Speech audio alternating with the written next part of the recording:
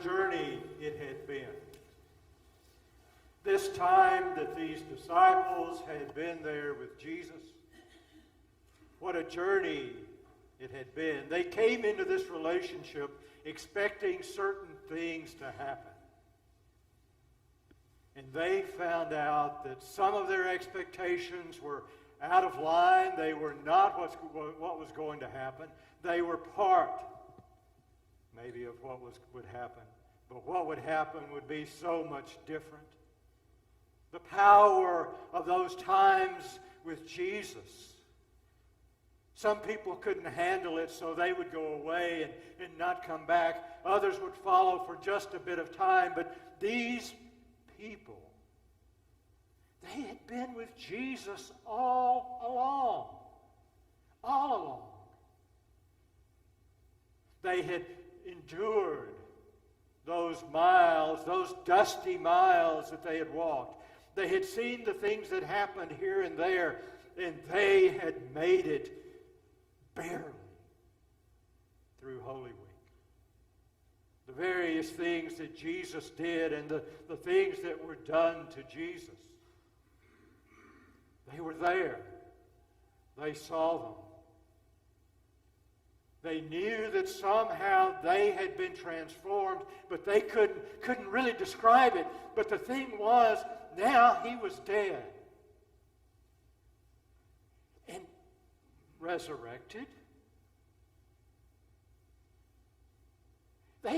Some of them had seen him and he had talked with them, but somehow that seemed to be trickery. Something seemed to be going on in this relationship. Maybe their thought processes were off. Maybe something else was happening. And they were so scared. Oh, they were so frightened.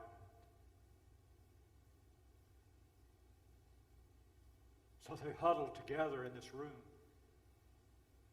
scared of anything happening. And in the midst of their deepest fears, Jesus pops into the room and goes, "Hey, y'all." And after they came to, because you know that had to have scared them even more. He says, "Peace be with y'all." He was from Southern Galilee.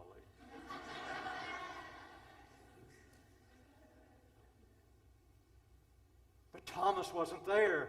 He was out and about. He was trying to piece things together like you and I do. So they told him, they said, "Thomas, Jesus came and..." No, he didn't. "You guys have been hitting the wine too heavy." Jesus didn't show up. "Oh, no, he did." And so a week later, huddled together in that room, fears barely abated, if at all, Jesus came in. "Hey, y'all." And somebody, it's not in the written text, but somebody said, "Dude, you got to stop doing that."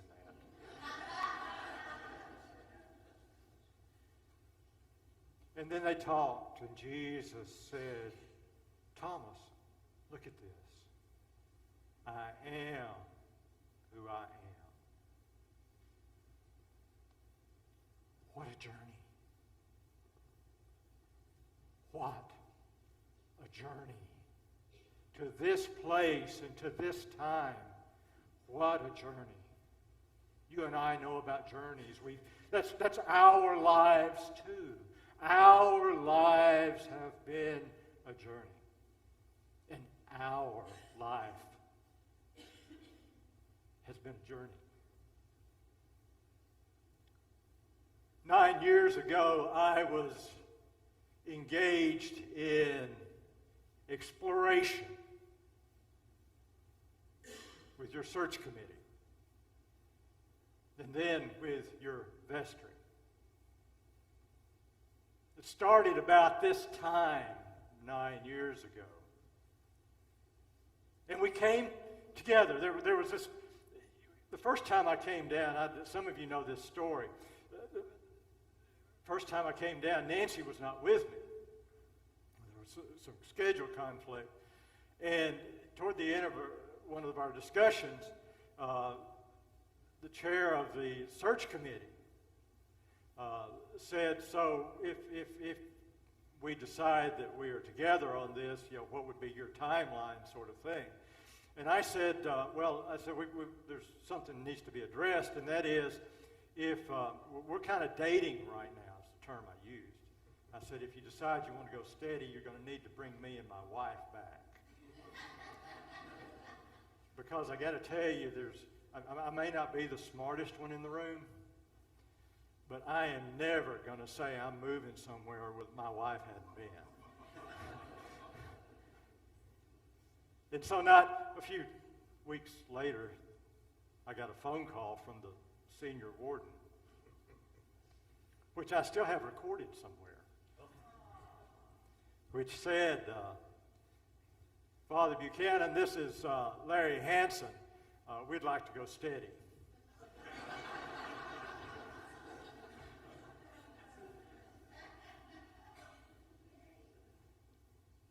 So began our journey. It began our journey.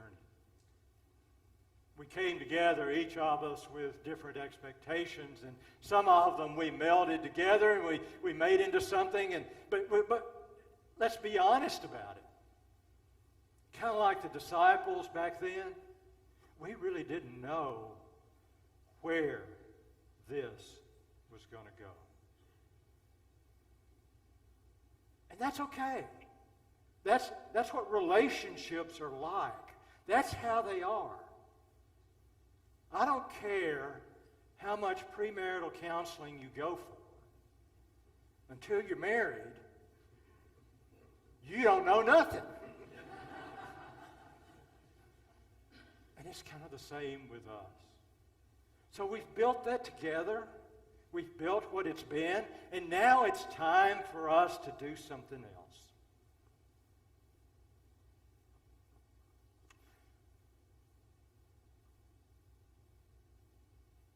That happens. It's how life is. We come to these moments where we realize that our journeys may differ, or they may just need to go slightly apart. But one of the things I know is that oftentimes we get caught up in the here and now of that division, what seems to be a division, that kind of moving apart. And that's okay. I mean, that's part of where we live. But that's not the journey. That's the here and now, and that's okay. But one thing I know about our journey is we're going the same place. And we're going the same direction, and we're just walking right along beside each other as we do that, instead of walking along together. Jesus had a way of dealing with his disciples that I think was just absolutely spectacular. Not that he ever asked me.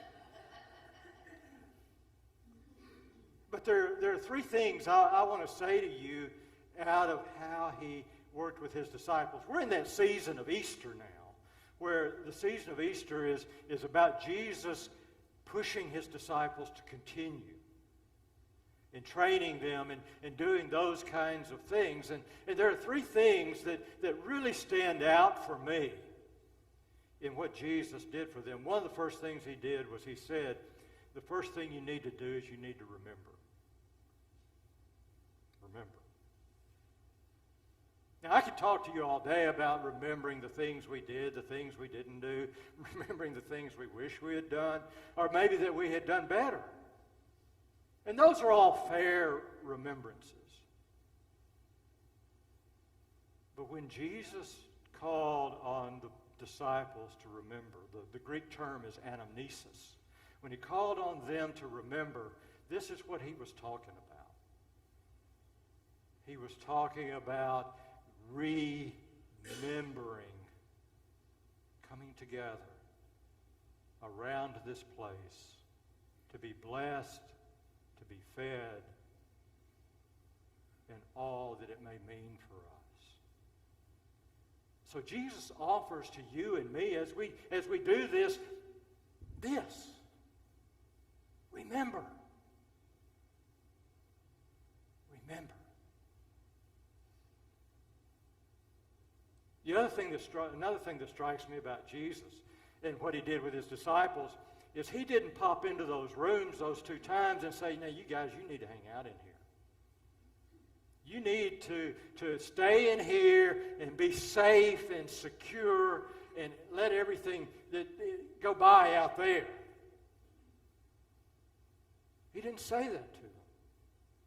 He told them to go. The very next activity after what we read in today's gospel is Jesus out on the bank of the lake feeding them fish. So just as you and I should remember, you and I need to keep going. We need to go. And it's not about anything other than the gospel, giving to the world the ways in which God has fed us in the good news of Jesus.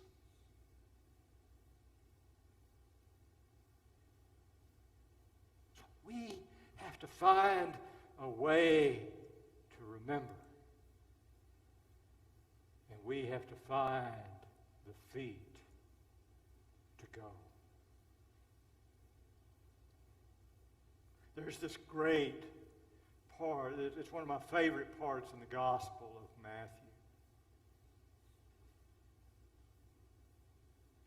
And it's where he says to his disciples, "I will be with you always, even to the end of time." So the third thing I think that Jesus says to you and me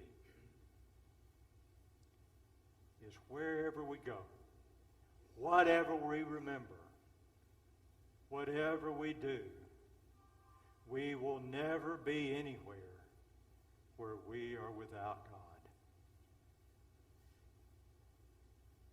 We can take comfort in that. We can draw strength from it. And we can go where we need to go.